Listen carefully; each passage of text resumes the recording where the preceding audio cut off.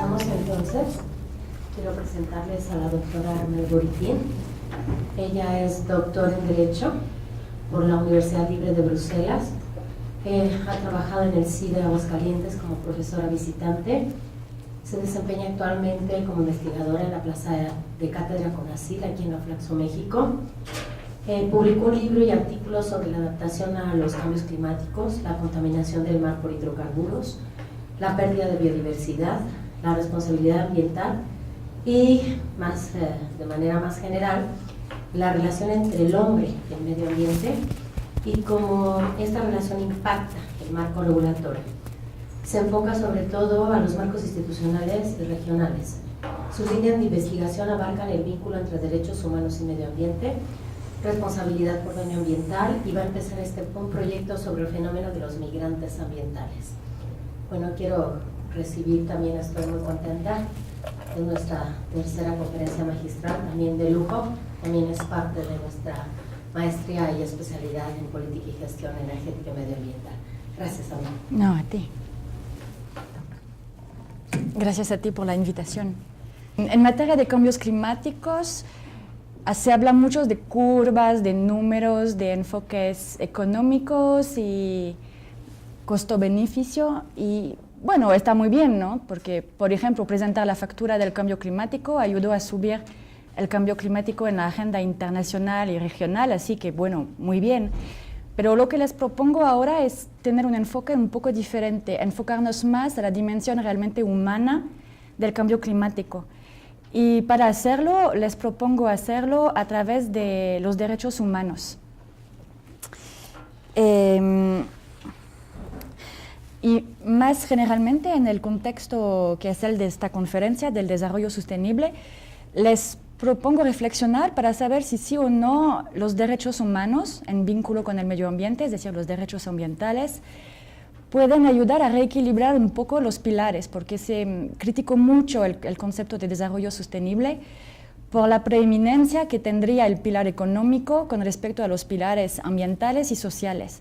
Así que la idea es reflexionar en este contexto, ¿no? O sea, la falta de equilibrio entre los pilares y ver si los derechos ambientales realmente tienen un valor añadido en términos de cambio climático. Antes de desarrollar esos puntos, creo que cabe desarrollar la relación entre derechos humanos y medio ambiente, porque, bueno, no es para nada obvio y de hecho se desarrolló hace poco, incluido en marcos jurídicos. Y así que, bueno, para empezar, para evitar todo malentendido, cuando se trata de derechos ambientales, no se trata del derecho medioambiental, son dos cosas totalmente diferentes.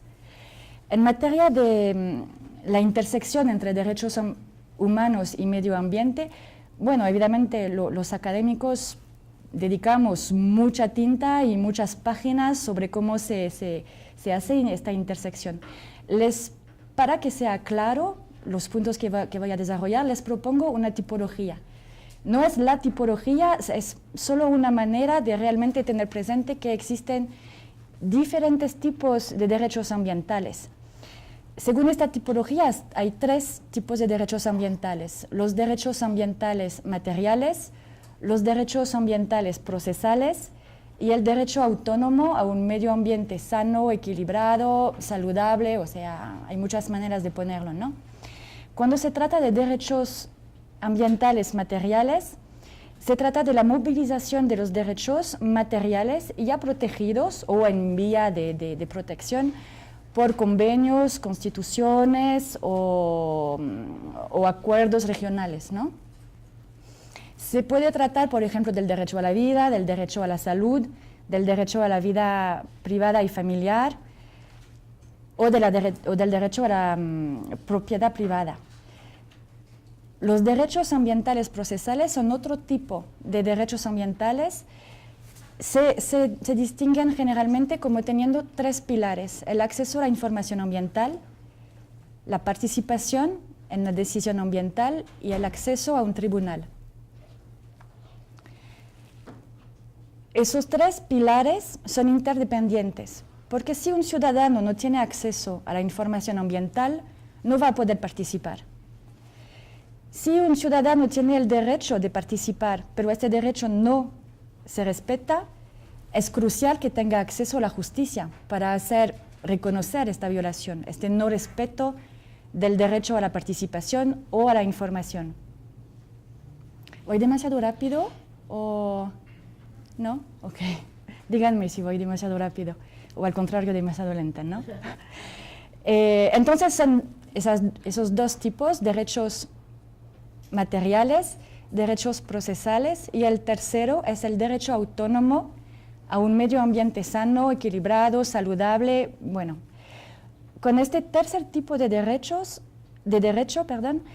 se trata de un enfoque que reconozca realmente el valor intrínseco del medio ambiente. Es decir, que ya no se trata del valor instrumental del medio ambiente, por ejemplo, de tal planta se puede sacar tal medicina, o los bosques tienen un papel muy importante para disminuir los efectos de las inundaciones, o no se trata tampoco del valor inherente, es decir, el valor que una comunidad va a atribuir a tal volcán, tal sierra o tal especie. Con el derecho autónomo se trata de reconocer el valor del medio ambiente por sí mismo. Es decir, que una interferencia con el medio ambiente por sí llevaría a la violación del derecho humano a un ambiente, el derecho autónomo a un medio ambiente sano. Y es muy importante porque en los dos primeros tipos el hombre siempre está como un filtro, ¿no? O sea que una degradación del medio ambiente o un riesgo de degradación será reconocida o será regulada siempre y cuando haya un efecto para el hombre. En este tercer enfoque realmente se trata de la protección del medio ambiente en sí mismo. Y bueno, vamos a desarrollar un poco este punto, pero como ya pueden intuirlo, este derecho autónomo, pues en los hechos no está reconocido ni protegido. Bueno, en cuanto al objeto mismo de la presentación, voy a desarrollar 3 puntos.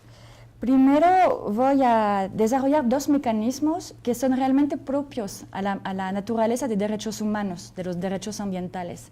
Se trata del efecto horizontal de los derechos humanos y de la teoría de las obligaciones positivas. En un segundo punto les propondré ilustrar el potencial y el alcance posible de los derechos ambientales como para reequilibrar esos pilares, ¿no? El pilar ambiental, social y económico, y todas las aplicaciones concretas que ya tienen los derechos ambientales y que pueden tener los derechos ambientales en materia de cambio climático.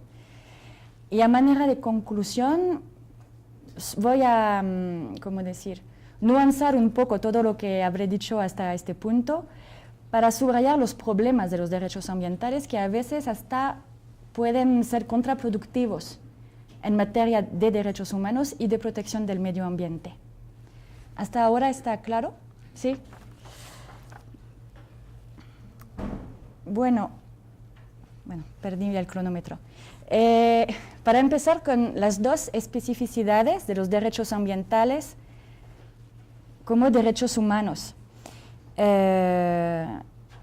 Otra vez aquí se ilustra realmente que cuando se trata de derechos ambientales no se trata de derecho medioambiental, porque el derecho medioambiental ya hay como un equilibraje, como unas negociaciones, ¿no?, entre diferentes tipos de intereses. En materia de derechos humanos, el hilo conductor es el goce efectivo de los derechos humanos. Es decir, que una comisión, una corte o un tribunal no va a ser satisfecho por el mero hecho de que un derecho sea garantizado en un convenio o en una ley. Eso no es el centro de gravedad de los derechos humanos.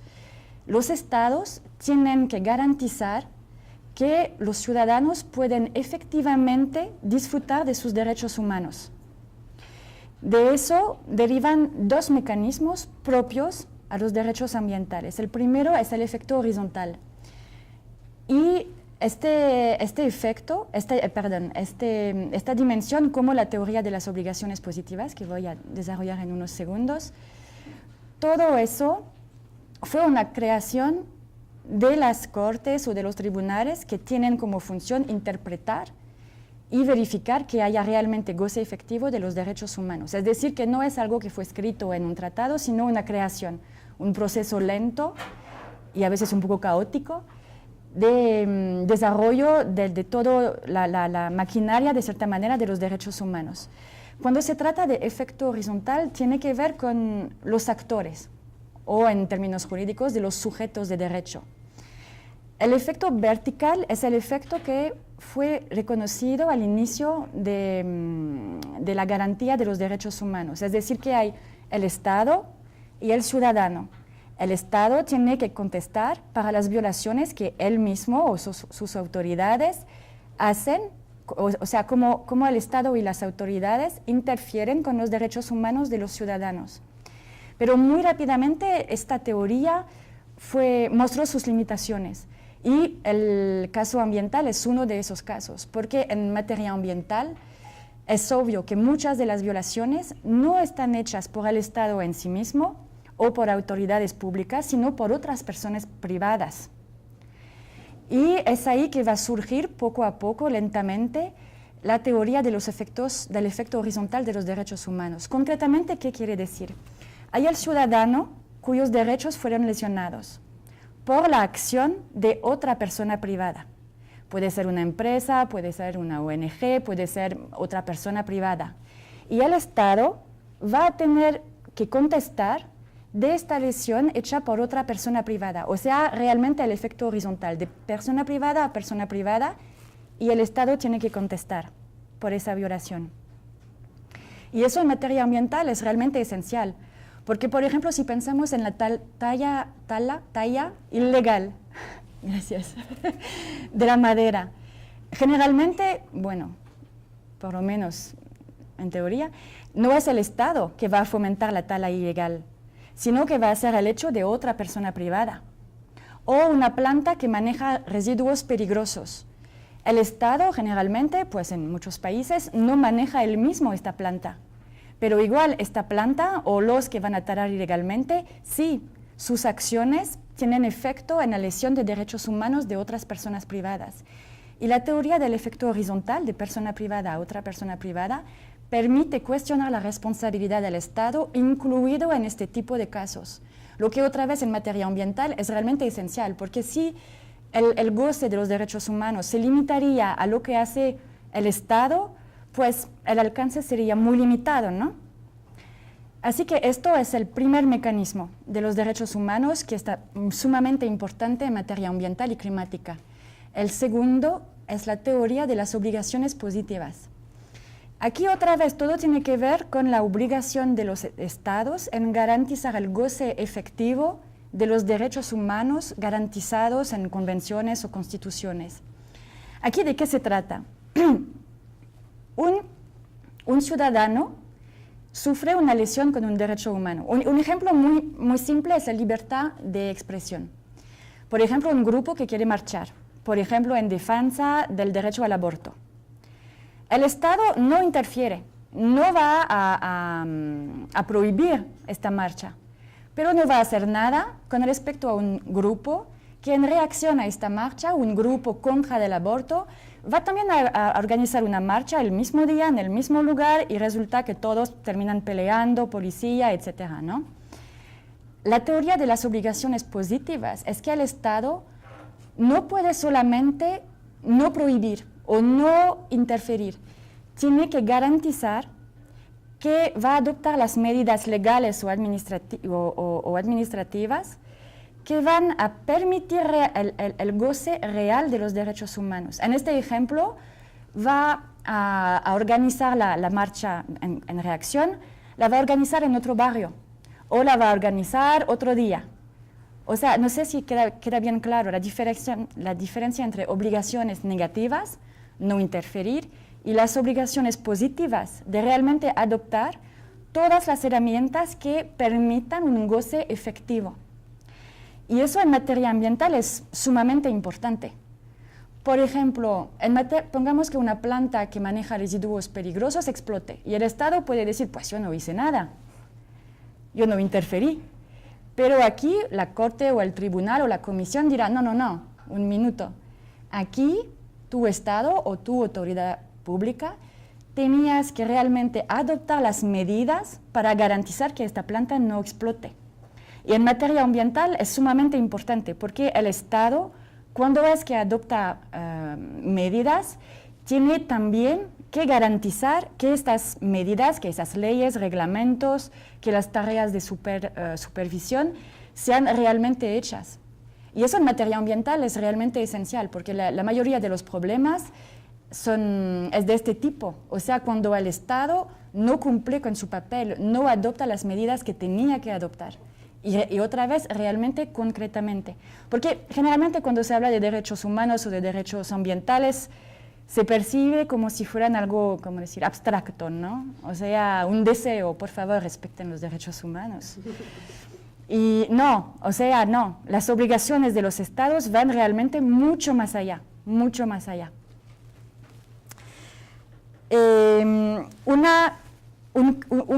Un caso, por ejemplo, de obligaciones positivas, o sea, el campo en el cual estas obligaciones de adoptar las medidas realmente tomó un alcance muy grande fue en manera de gestión de los riesgos. Por ejemplo, riesgos vinculados a lo nuclear, riesgos naturales, pero como tecnológicos también. Pero todo eso vamos a verlo en más detalles. No tengo idea de la hora que es. ¿No está bien? Ok.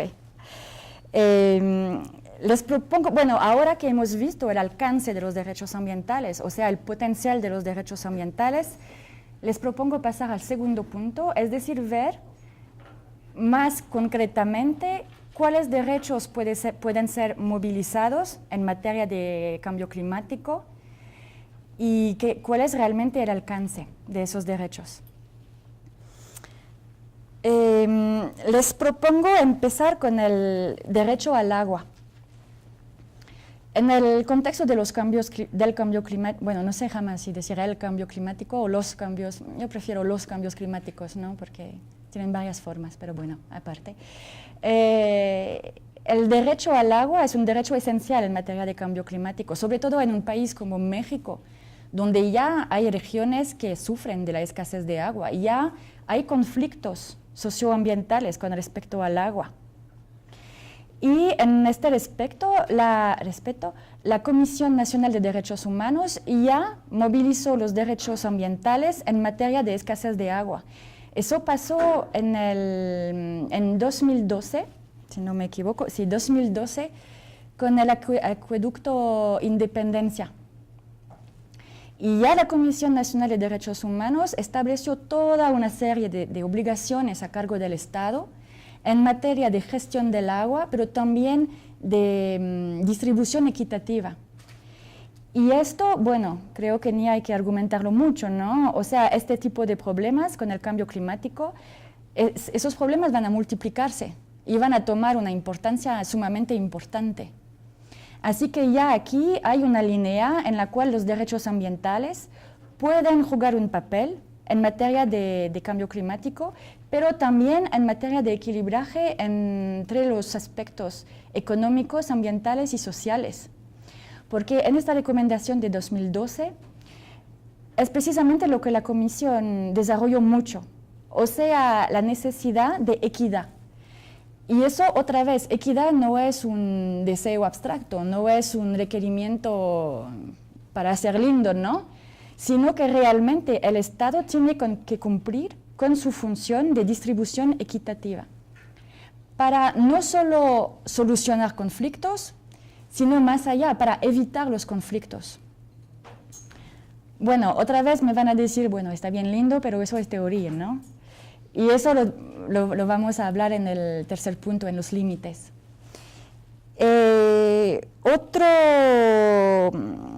Otro derecho que va a ser aún más importante en un contexto de cambio climático es el derecho a la alimentación. Y este derecho también ya tiene un fundamento legal muy firme, o sea, ya hubo debates. Hace como 10 años todavía había debates sobre la cuestión de saber si sí o no este derecho era un derecho humano o si era como un deseo político o de buena gobernanza o no sé cómo ponerlo, ¿no? Pero ya no hay duda sobre eso. O sea, este derecho está reconocido a nivel internacional. Hay muchos documentos que detallan el contenido muy específico, muy preciso de este derecho, tanto en términos de cantidad como de calidad. O sea que ya se trata de un derecho humano que tiene todos los aspectos de derecho en términos de justiciabilidad, en términos de en cuál medida un ciudadano puede invocar este derecho. Y este derecho a la alimentación se me hace que está muy importante si, por ejemplo, pensamos en términos de los proyectos extractivos, que ahorita en México hay muchísimos proyectos extractivos. Y esos proyectos extractivos plantean dos series de problemas, de mi punto de vista. El primer, obvio, es la cuestión del acceso a la tierra. O sea, una concesión está otorgada y hoy en día un cuarto del territorio de México está, ¿cómo decir? Las concesiones otorgadas a las minerías representan un cuarto del territorio, o sea, un cuarto del territorio. Pensamos que con el cambio climático y la elevación del nivel del mar, el problema del acceso a tierra y tierra agraria va a ser sumamente importante. Piensen en Yucatán, solo Yucatán, con la elevación del nivel del mar. O sea, tener acceso a tierras ya es un problema y lo va a ser aún más. O sea, va a haber realmente escasez, va a haber muchísimas tensiones. Así que el problema del derecho a alimentación aquí tiene todo su sentido. Si no hay acceso a tierras para el autosustento, bueno, el derecho a alimentación está violado. Pero creo que hay también otro aspecto y es el de la calidad de los suelos. Los suelos, y eso, bueno, no es típico de México, lamentablemente no creo que ni haya, ni Costa Rica, que creo que tenga suelos de buena calidad o sea que, o más bien que tener acceso a suelos de buena calidad es la regla y que los suelos contaminados sean como la excepción, ¿no? Creo que ya hay un problema en el acceso a tierra y más allá de tierra de calidad. La degradación de los suelos ya es un hecho y con los cambios climáticos eso va a ser aún más amplificado. Y si encima hay proyectos extractivistas que van a contaminar el suelo, el aire, el agua, todo el tema de la tensión con respecto a tener acceso a tierra, todo eso va a ser acentuado. Y otra vez no se trata de un problema en el papel, porque este problema de la tensión, de la escasez, genera conflictos socioambientales. Y lamentablemente aquí en México, o sea, no hay un día en cual no se trate de información de matanza, de intervención de las Fuerzas Armadas para intervenir en conflictos socioambientales. Sí, y también para regresar un poco sobre el tema de la pérdida de calidad de los suelos, ya los cambios climáticos, ya está demostrado que el cambio climático tiene un efecto muy importante en términos de pérdida de biodiversidad. Así que si sumamos unos suelos ya degradados con los cambios climáticos que van a acentuar los problemas de tener acceso a la tierra, más problemas de acceso a la tierra por proyectos extractivistas, o sea, ya es una bomba, ¿no?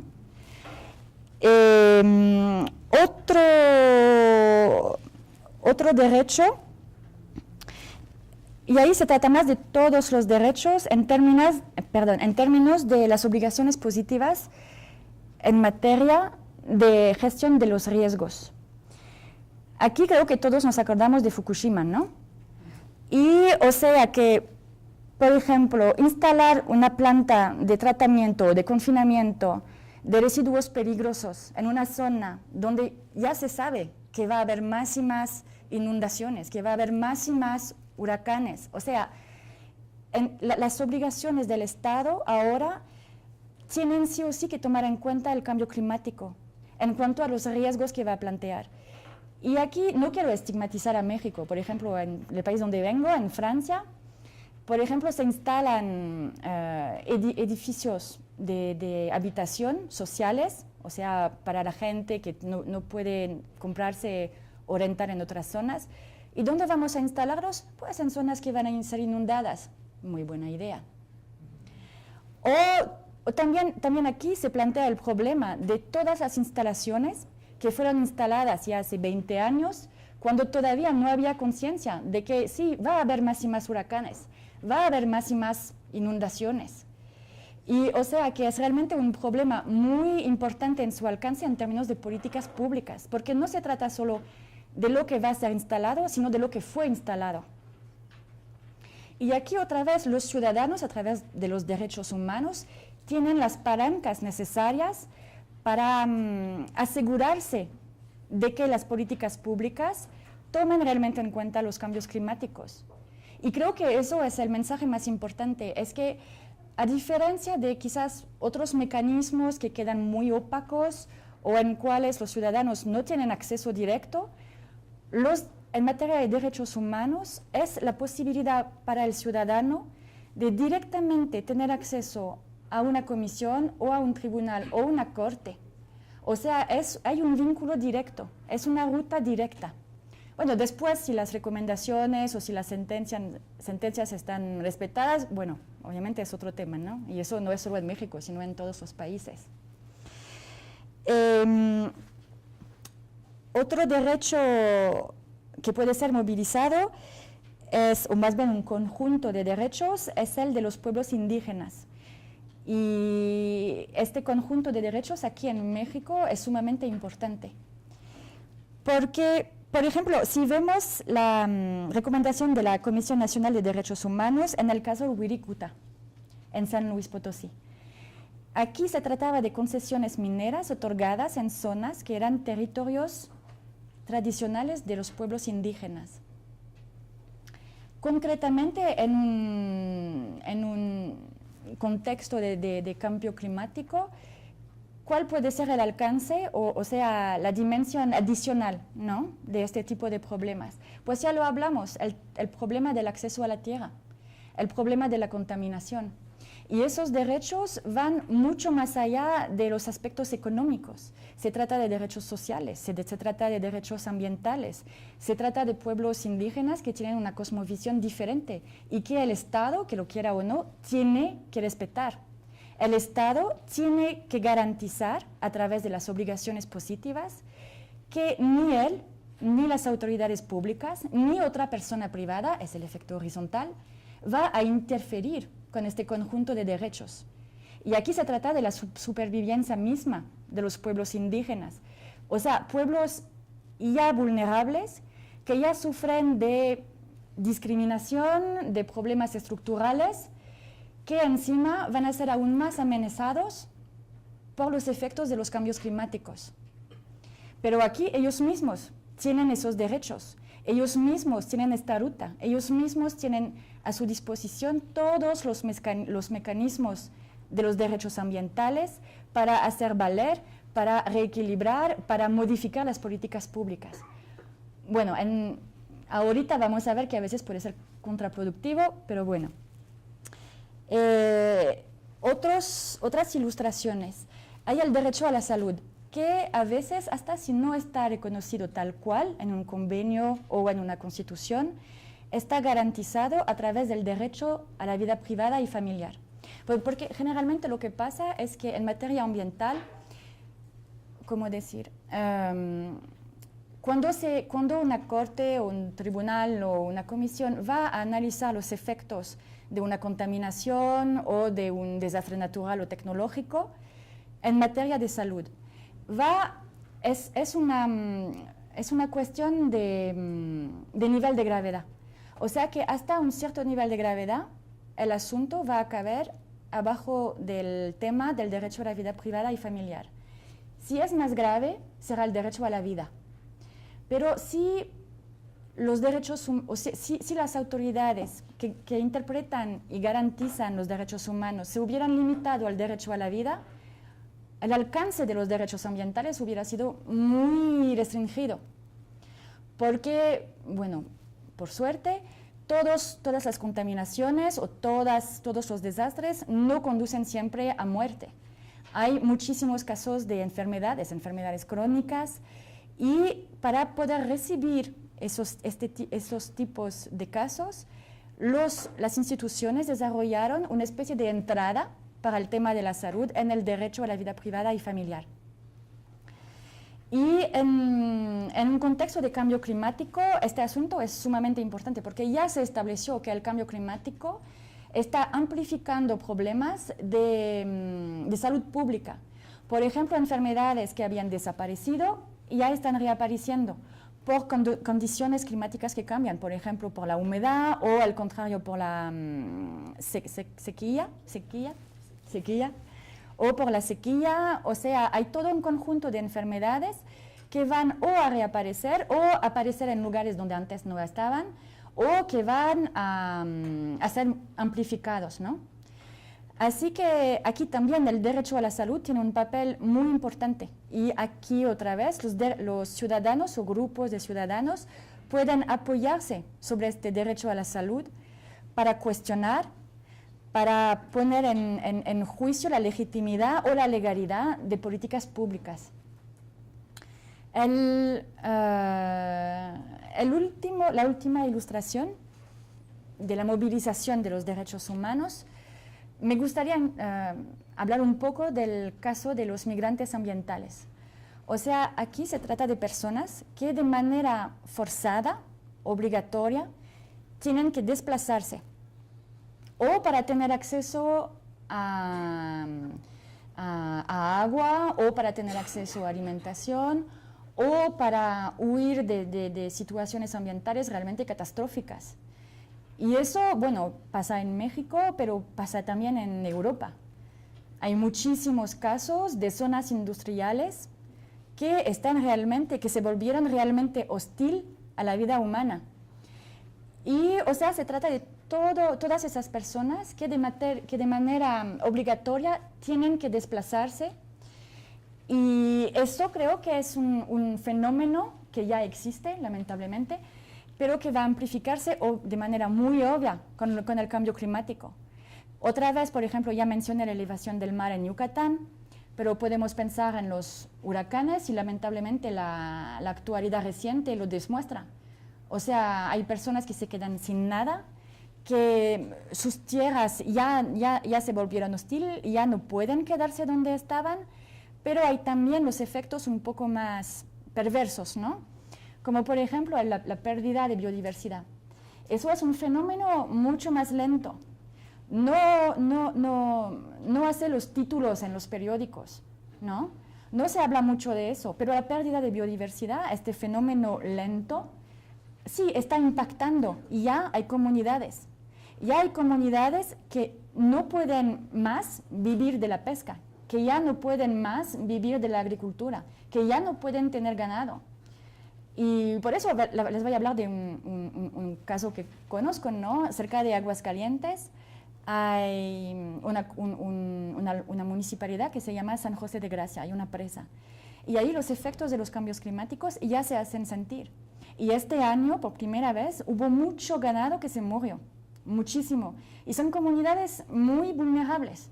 O sea que si pierden ganado, para ellos es realmente un drama. No hablo de las mega explotaciones de ganado, ¿no? Hablo de gente que realmente necesita su ganado para vivir, necesitan poder pescar, necesitan poder hacer crecer su comida, ¿no?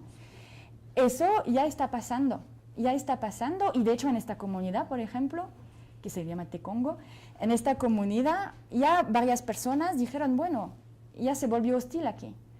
Yo me llevo mis hijos y vamos a buscarnos la vida en un lugar menos hostil, donde sí podamos vivir. Pero este fenómeno del desplazamiento pone, ¿cómo decir?, conlleva graves problemas en términos de derechos humanos. Porque, bueno, ya creo que todos sabemos, ¿no?, todas las violaciones de derechos humanos que tienen que sufrir los migrantes que pasan por México, o los migrantes mexicanos para ir a Estados Unidos. O sea que es todo un conjunto de personas que va a tener que sufrir una serie de violaciones de derechos humanos realmente dramáticos. Y según todos los números, incluido de las Naciones Unidas, se planea que este fenómeno, el de los migrantes ambientales, los migrantes climáticos o refugiados climáticos, va a ser una de las causas principales de migración. O sea, no se trata de un epifenómeno, no se trata de algo pequeño, no se trata de algunas personas, no, se trata de un fenómeno masivo, de personas que sí o sí van a tener que moverse o adentro del país o cruzando fronteras.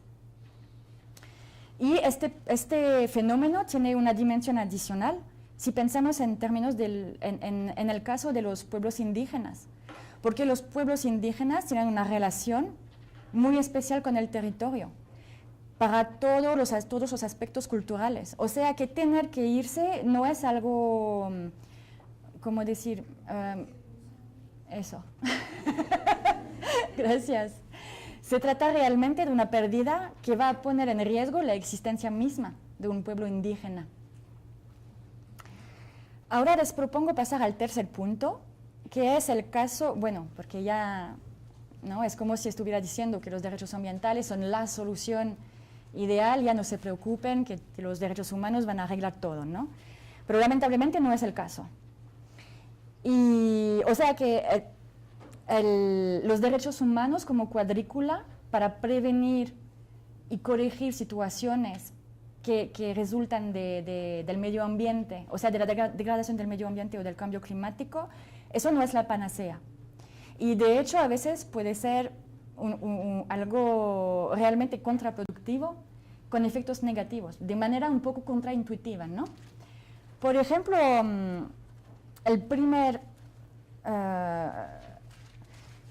por ejemplo, pensemos en el derecho a la participación en contextos de proyectos extractivistas. Vamos a Oaxaca, los parques eólicos, o sea, muy bien, energía renovable es lo que necesitamos para salir del problema del cambio climático, para tener autosuficiencia energética. Vamos a construir a Chihuahua unos parques eólicos enormes en Oaxaca. Y bueno, vamos a consultar a los pueblos indígenas, pero, ¿no? O sea, por ejemplo, vamos a organizar juntas, hacer firma a los participantes y después tomamos esta firma y decimos que no, es firma que están de acuerdo. O vamos a organizar consultas, pero por ejemplo en temporadas donde las comunidades están ocupándose de su ganado o cuando están cosechando, pero hey, consultamos. Así que el resultado contraproductivo es que lo que en teoría era un derecho con el objetivo de ir hacia lo que se llama la democracia verde, ¿no? O el autoempoder... Eso, gracias. O sea, eso se vuelve lo contrario de lo que tenía que ser. Y aquí hay muchos estudios, por ejemplo, ahorita mismo en la Flaxo manejamos 2 proyectos sobre eso, los proyectos extractivistas y los impactos en términos de derechos humanos.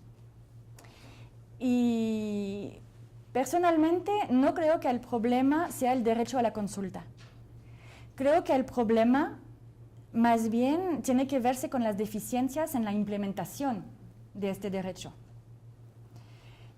Pero al final, o sea, no puedo cerrar los ojos, no puedo mentirme. Es obvio que por esas deficiencias vamos a llegar a resultados contraproductivos, muy negativos, que en vez de prevenir conflictos socioambientales, o van a ser detonadores de conflictos socioambientales o van a amplificarlos.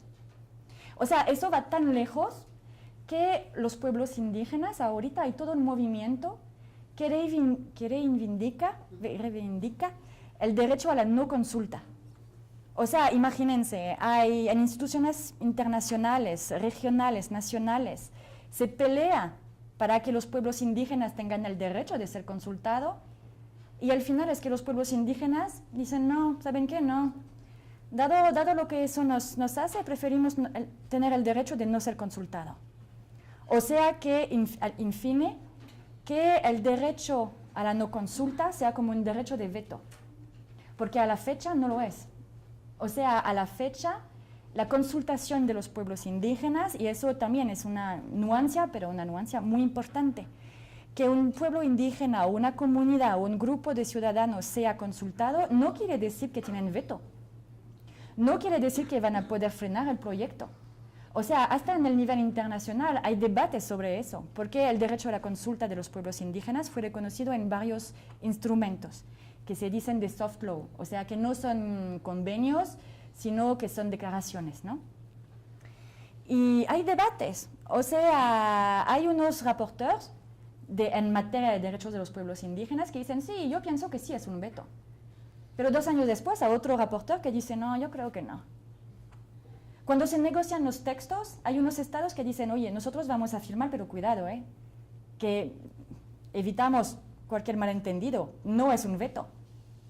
Cuando otros, al contrario, van a movilizar jurisprudencia o normas que van hacia el veto. O sea que, básicamente, el hecho de que no sea un veto, por lo menos es lo que pasa en México, el hecho de que no sea un veto, lleva a los sujetos de derecho que en teoría benefician de esos derechos a decir no, nosotros no les queremos. Mejor no tener derecho de participación que tener un derecho que legitimice algo que nosotros no legitimamos. Que mejor no tener este derecho que tener un conflicto socioambiental que se amplifica, que tener muertos, que tener las fuerzas militares que vengan. O sea, no, nosotros preferimos no tener este derecho. Y eso es muy importante en términos de, o sea, en términos de cambio climático, precisamente, y aún más en el caso de las energías renovables, porque hay como todo o sea, intuitivamente hay como un apoyo a las energías renovables. Son la solución, pero son también el problema. Y aquí, otra vez, los derechos ambientales tienen un papel un poco ambiguo, ¿no? Que puede ser contraproductivo. Sí, y otro problema es voy a ir más rápido. Otro problema es el hecho de que el derecho autónomo a un ambiente sano no se ha reconocido a la fecha. O si está inscrito en una constitución o en un convenio, no tiene contenido.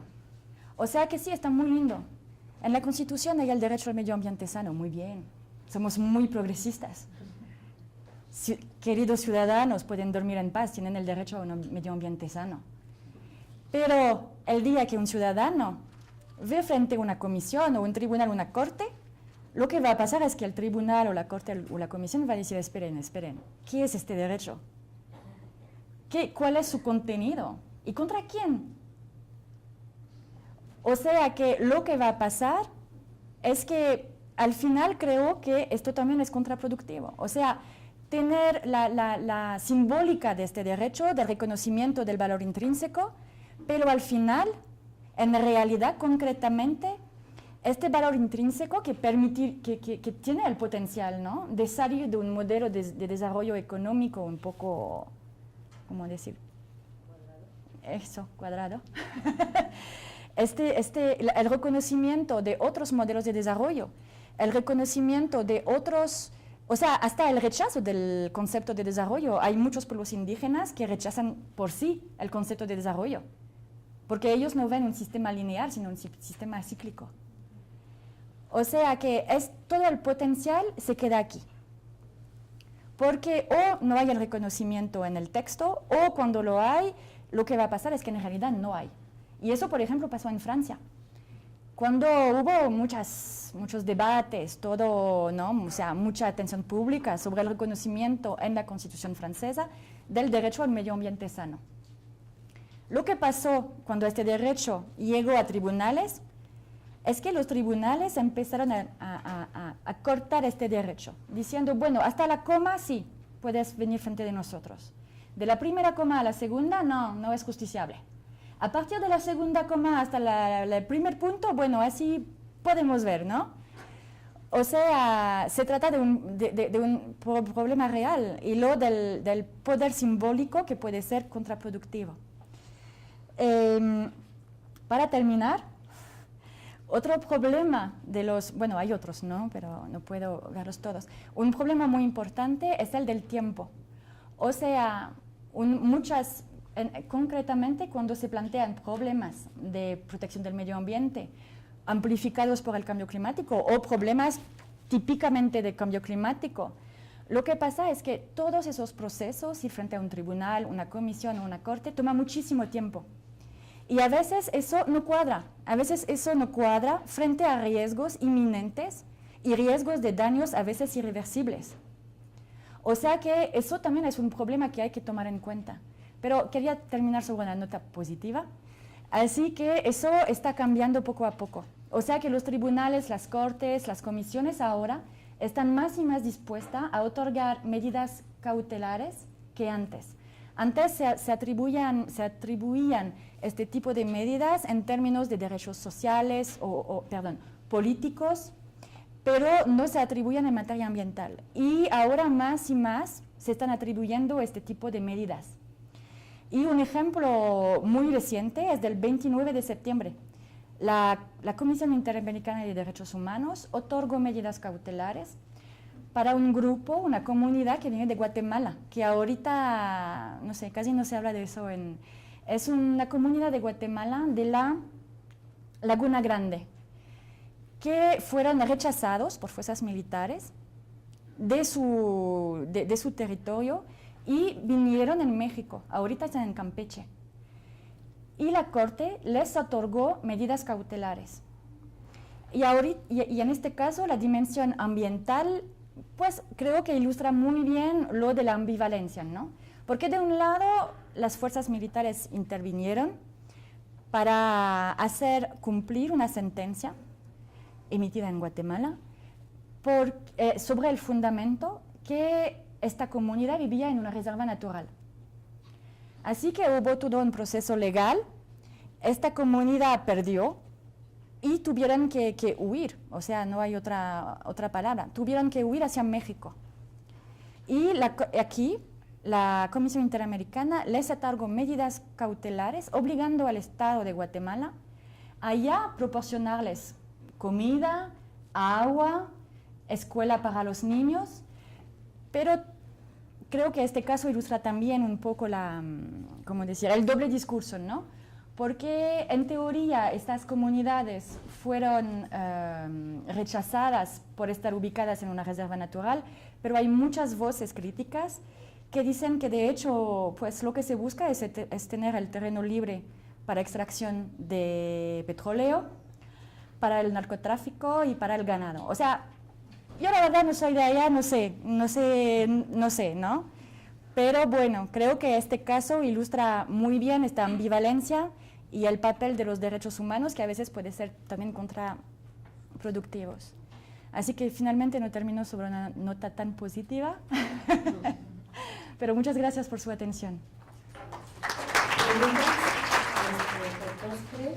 ¿Sí? Respondiendo. Doctora Arnel, gracias por su presentación. No, okay. La verdad es que está muy ilustrativa en el tema de derechos humanos y cambio climático, ahorita que ya está como tomando más fuerza ese tema. O sea, creo que efectivamente siempre que se ven derechos humanos se ve como esta violación del Estado hacia los individuos y no se ve entre particulares. Aquí la pregunta, que me surge es ¿cómo interpretar los derechos humanos cuando pueda haber en algún sentido que uno contravenga el otro, ¿no? O sea, pensando en esta cuestión de riesgo, de lo que mencionaba, de que está el derecho a la vida, ¿no? O sea, el derecho a mantener por la vida y que tengamos un bienestar, pero por ejemplo, cuando es una cuestión de mover a la gente, ¿no? De reubicarla por un factor de riesgo, de alguna manera también se puede contravenir este derecho, ahorita no me acuerdo muy bien cómo se llama, el de libre tránsito y residencia o algo así. O sea, ¿qué pasa cuando empieza a haber una contrariedad entre derechos humanos? Es un caso que aparece siempre. Un ejemplo muy típico que surgió en frente del Tribunal Europeo de Derechos Humanos. Creo que era con Sweden. Y tenía que ver con la construcción de un parque eólico, bien chiquitito, ¿eh? No hablamos de Oaxaca, hablamos de un parquetito, ¿no? y unos vecinos se quejaban del ruido, que estaba interfiriendo con su vida privada y familiar. O sea, y aquí son dos objetivos legítimos. De un lado, el desarrollo de la energía renovable y del otro, el goce efectivo de derechos humanos. Y aquí, pues, desde el inicio de los derechos humanos, pero también con derechos políticos, creo que desde el inicio es todo cuestión de ponderación. Ponderación entre conflictos y para tal efecto, las comisiones, cortes o tribunales no actúan en una especie de estado de libre discreción. Hay criterios muy específicos de, por ejemplo, cuál derecho está sumamente importante. Así que la margen de discreción del Estado está reducida, ¿no? Como dos vasos. O sea, un vaso está más lleno porque es un tema sumamente importante, pues el control de la Corte va a ser más pequeño. O sea, corresponde, ¿no? Está como proporcional. Así que sí, o sea, eso es el día a día de los derechos humanos, la ponderación y los conflictos entre derechos, pero sí hay soluciones, incluido ya muy normadas, ¿no? Que yo aquí tengo la inquietud para complementar a mi investigación, la perspectiva en el marco legal respecto al acceso a la tierra. Se está viendo que se están innovando en la forma de accesar y producir agroalimentos por medio de OGMs y biotecnología, invernaderos tecnológicos de niveles, 4 niveles ya, para que se produzca la demanda de alimentos. ¿Qué tanto va a impactar los derechos humanos para poder hacer este tipo de negocios en un periodo de aquí a 50 años? Es lo que más o menos, o no muy lejos, es lo más breve que se pueda prospectar. Si pensamos en los OGMs, hay unos riesgos muy claros. Si pensamos, pero quizás aún más generalmente, ¿no? El tema de las nanotecnologías. Utilizamos nanotecnologías todos los días, en la pasta de diente, en la pintura del coche, en la compu. Hay nanotecnologías por todos lados. Y ahora se están desarrollando también con fines de la agroalimentación.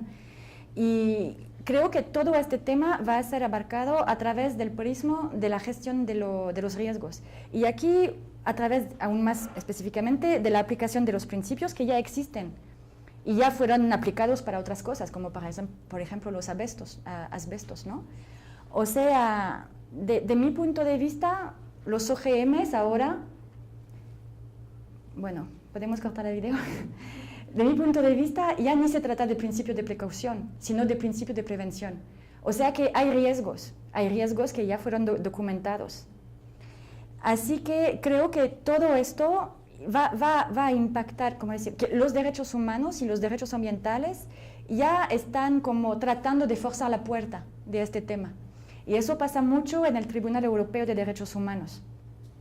Hay muchas personas trataron de llevar casos para cuestionar el permiso, ¿no?, de desarrollar o de probar campos de OGMs.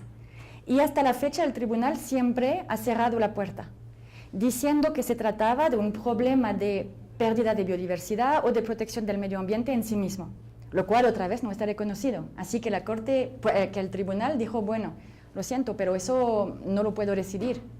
En el Estado del Derecho no lo puedo recibir. Pero creo que eso va a cambiar, sea por la creatividad de las personas que van a ir frente al tribunal. Por ejemplo, en vez de que sea una ONG, puede ser un campesino que tenga un campo de agricultura orgánica que puede ser afectada por un campo de OGMs. Y aquí sí hubiera un vínculo muy claro. Y ahí sí, en teoría, esta persona, este campesino de agricultura orgánica, sí, su caso puede ser recibido. Bueno, obviamente después depende del caso, ¿no?, de los detalles. Pero o sea que creo que ya hay las rutas otra vez. Pero otra vez depende también de los ciudadanos y de las ONGs, de los grupos de ciudadanos, de movilizar esas rutas, de realmente ir allá para hacer cambiar las líneas y la jurisprudencia y los criterios. Pero definitivamente creo que sí, o sea, que este tema va a plantearse. Y otra vez con el conflicto mencionado antes, porque generalmente se plantea que todo lo de la biotecnología en materia agroalimentaria está destinada a dar de comer a una población que sigue creciendo, ¿no? Y bueno, aquí depende, cada uno tiene su opinión. Personalmente, no lo creo. Creo que no se necesitan biotecnologías para dar de comer a toda la población. Creo que el problema más bien es uno de distribución y de funcionamiento de los sistemas, de los mercados internacionales. Pero sí, o sea, que esto va a plantearse, conflictos entre la propiedad privada y el interés público a tener el medio ambiente o la salud protegidos, frente a riesgos que o no están documentados o ya están documentados. En una sociedad como la mexicana, que estamos acostumbrados justamente a la corrupción, a que no seas escuchado, a que este Estado de Derecho, o sea, se ha violentado, ¿no?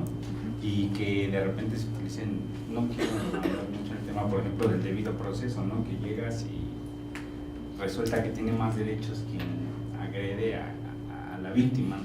Entonces, ¿cómo hacemos justamente para transitar hasta esa parte de que todos busquemos justamente llegar a solicitar un derecho ambiental, ¿no? Porque pues puedes dejarlo en que pues, de todas maneras no va a llegar a donde tiene que llegar, o de todas maneras va a tardar tanto que para qué le hago, y nos conformamos y a veces aceptamos, ¿no? Hay ya varias ONGs, varios grupos de ciudadanos que están aquí precisamente para apoyar. Por ejemplo, el CEMDA, el Centro Mexicano de Derecho Ambiental, es una parte muy importante de su trabajo, que va a ir a las comunidades para apoyar, para dar las herramientas legales, porque no se puede esperar o sea, si alguien viene a pedirme el desarrollo de una regresión o no sé qué, o sea, no es mi cosa, ¿no?